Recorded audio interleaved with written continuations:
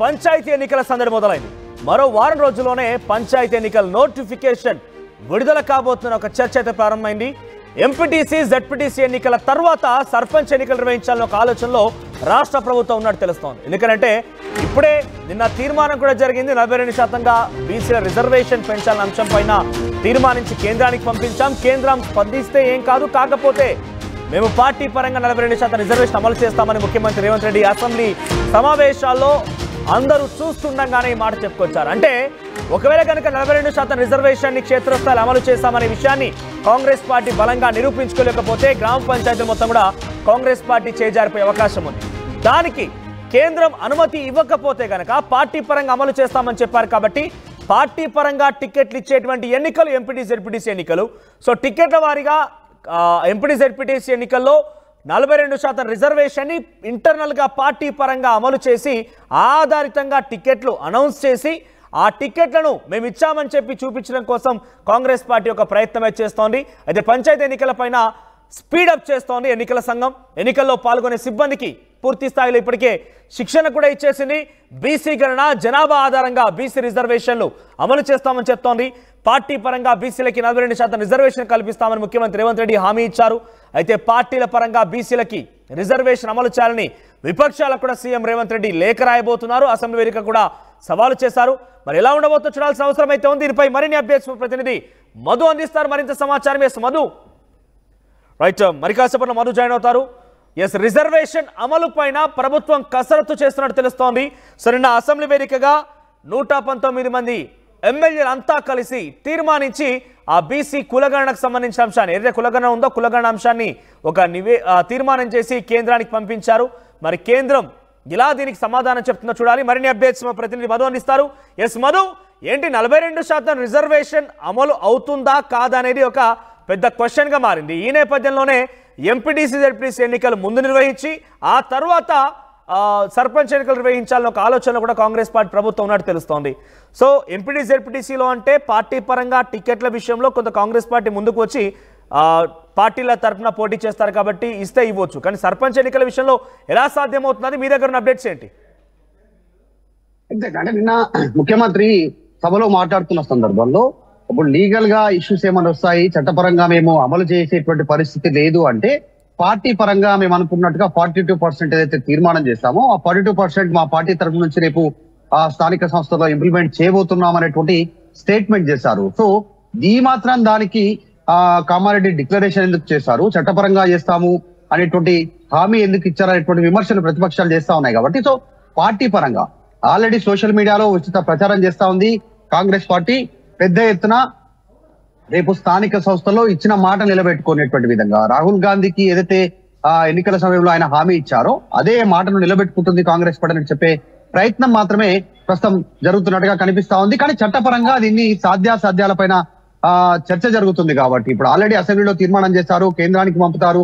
కేంద్రం ఎట్లా చర్య తీసుకుంటుంది? ఆల్రెడీ సుప్రీంకోర్టులో 50% క్యాప్ ఉంది, దాన్ని ఎట్లా అధిగమించే అవకాశం ఉంది, ఎంత సమయం తీసుకునే అవకాశం ఉంది అనేటువంటి చర్చ జరుగుతా ఉంది. ఒకవైపు పొంగులేటి శ్రీనివాసరెడ్డి స్టేట్మెంట్ చేశారు, కేబినెట్ మినిస్టర్. ఫిబ్రవరి 15వ తారీఖు రోజున నోటిఫికేషన్ వస్తుంది స్థానిక సంస్థలో అనేటువంటి స్టేట్మెంట్ ని ఎట్లా చూడాల్సినటువంటి అవసరం ఉంది.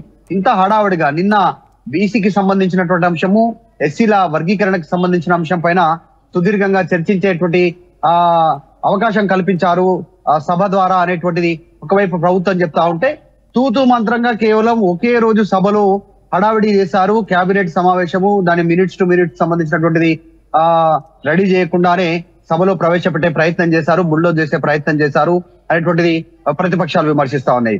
ఇంకొకటి బీసీ సంఘాలు, గతంలో బీసీల కోసం పోరాటం చేసినటువంటి ఆర్ కృష్ణ లాంటి నాయకులు ప్రస్తుతం రాజ్యసభ సభ్యులు ఆయన స్టేట్మెంట్ చేస్తున్నారు, పారదర్శకంగా జరగలేదు, క్షేత్రస్థాయిలో కనీసం పూర్తి స్థాయి సర్వే జరగలేదు, బీసీల సంఖ్య తగ్గించే ప్రయత్నం చేస్తారు, దాంతోపాటు ఓసీల సంఖ్యను పెంచి చూపించే ప్రయత్నం చేశారు. ఇదంతా ఒక పెద్ద కుట్ర జరిగింది బీసీల పైన అనేటువంటిది విమర్శలు వస్తా ఉన్నాయి. సో మరి రిజర్వేషన్ అంశాన్ని వరకు వస్తే క్షేత్రస్థాయిలో ఏ రకంగా అమలు చేస్తారు పంచాయతీ సంబంధించినటువంటి ఎన్నికల్లో అనేటువంటిది ఇప్పుడు ఒక బిగ్ క్వశ్చన్. కాకపోతే ముఖ్యమంత్రి నిన్న ఒక క్లారిటీ ఇచ్చారు సభలో, పార్టీ పరంగా మేము ఇచ్చిన మాటకు కట్టుబడుతున్నాం అనేటువంటిది. ఆ మాత్రం దానికి కులగణన ఎందుకు చేశారు, బీసీ గణన ఎందుకు చేశారు అనేటువంటిది చర్చ వస్తా ఉంది.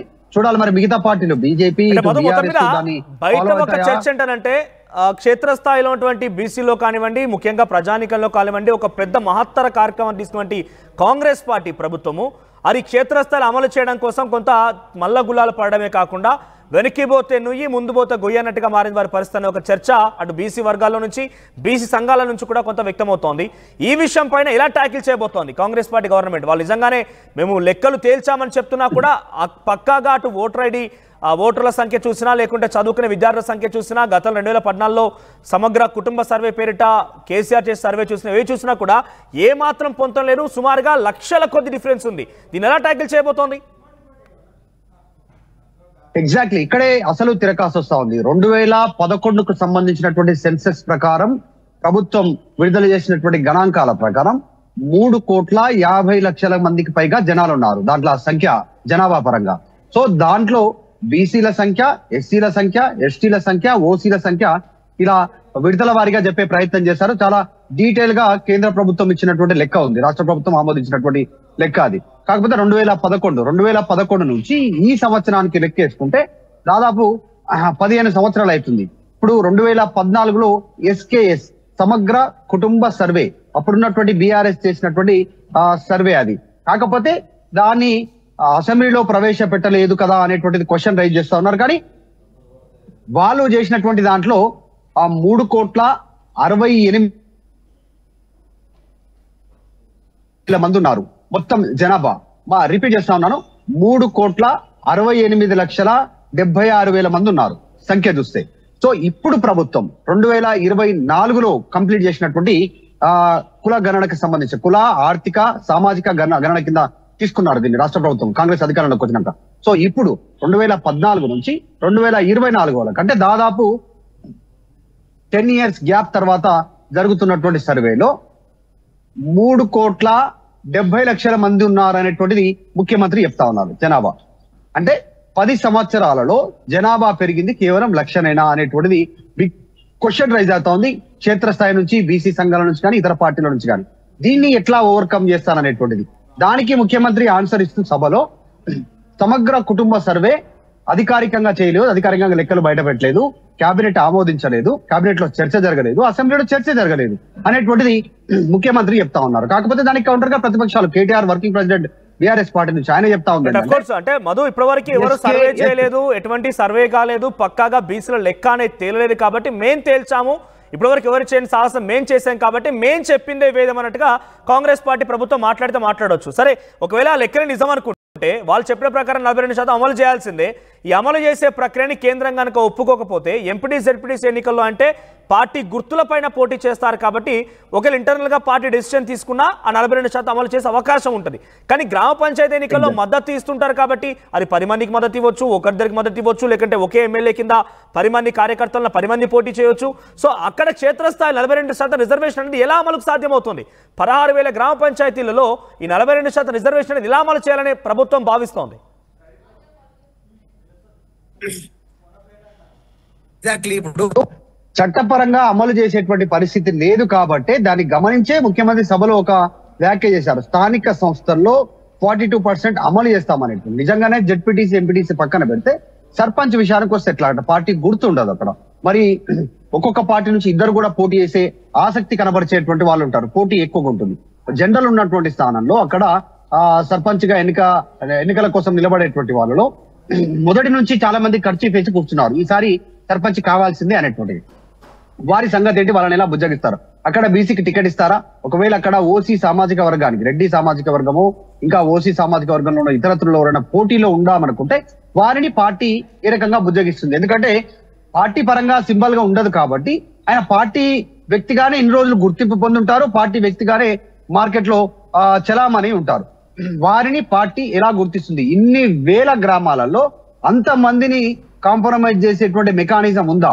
ఉంటే పిసిసి ఎట్లా దాని ముందుకు వెళ్ళేటువంటి అవకాశం ఉంటుంది. సో ఇదంతా పెద్ద ఒక ఇబ్బందికరమైన పరిస్థితులే తలెత్తే సిచ్యువేషన్ ఉంది క్షేత్రస్థాయిలో. దీన్ని ఎట్లా ఓవర్కమ్ చేస్తుందో కాంగ్రెస్ పార్టీ చూడాలి. ఒకవేళ కనుక ఇట్లాగా ముందుకు వెళ్తే కాంగ్రెస్ ఎదురు దెబ్బ కూడా తగిలే అవకాశం ఉంటుంది. అంటే బీసీ కులగణన చేసినప్పటికి కూడా దీన్ని చట్టపరంగా అమలు చేయకపోవడంతో కేవలం మాట వరకు పార్టీ పరంగా ఇస్తున్నామని చెప్పడంతో ప్రజలు నమ్మే అవకాశం ఉండకపోవచ్చు. మొత్తం ఈ స్థానిక సంస్థల్లో బీసీ ఎజెండాగానే ఎన్నికలు జరిగే పరిస్థితులే కనిపిస్తా ఉన్నాయి. స్థానిక సంస్థల ఎన్నికలతో ఎవరు ఎటువైపు ఉన్నారనేటువంటిది కూడా తేలే పరిస్థితి ఉంది. రాజకీయ పరంగా వచ్చేటువంటి భవిష్యత్ రాజకీయాలను ఈ స్థానిక సంస్థలు రిఫ్లెక్ట్ చేస్తాయి రిజల్ట్ అనేటువంటిది కూడా చర్చ జరుగుతోంది. చూడాలి ఎట్లా ఇంప్లిమెంట్ చేస్తారు. రైట్ మధు, ఫైనల్ గా ఇప్పుడు ప్రెసెంట్ అక్కడ అసెంబ్లీలో కూడా ప్రెజెంటేషన్ జరుగుతున్నట్టు తెలుస్తోంది. సో ఈ ప్రెజెంటేషన్ లో ఎస్సీల వారీగా మనం ఈరోజు చూస్తే కనుక ఎస్సీ సబ్ క్లాసిఫికేషన్ విషయంలో ఏ కులాల వారు ఎంత ఉన్నారు, మాలవాళ్ళ శాతం ఎంత, మాదిగ సామాజిక వర్గం శాతం ఎంత, దాంట్లో బుడగ జంగాల శాతం ఎంత, రకరకాలుగా చాలా డీటెయిల్డ్గా జనాభాతో సహా ఇచ్చారు. సో బీసీలకు సంబంధించి అదే డీటెయిల్డ్గా అనాలిసిస్ ఉందా? బీసీలకు సంబంధించి ఒక వడ్రంగి శాతం ఎంత, లేదంటే ఒక కుమ్మరి శాతం ఎంత, ఒక గౌడ సామాజిక వర్గం శాతం ఎంత, ఈ సామాజిక వర్గాల వారిగా ఒక డీటెయిల్డ్ క్లాసిఫికేషన్ ఉందా?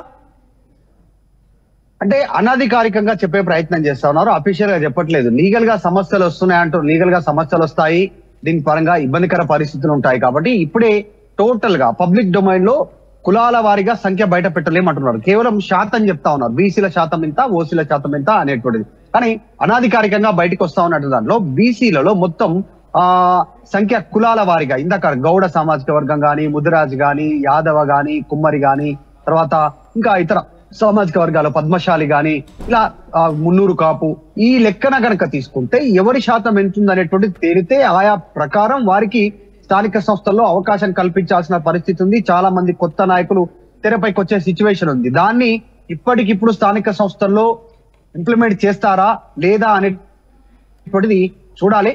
ఇప్పటివరకు అయితే అఫీషియల్ గా చెప్పట్లేదు, అన్అఫీషియల్ గా మాత్రం కొన్ని కులాల సంఖ్య 8 లక్షలు ఉన్నారు అనేది చెప్తా ఉన్నారు. ఒకటి కేటగిరీ వైజ్ బుడగ జంగాలకి సంబంధించినటువంటివి కానీ,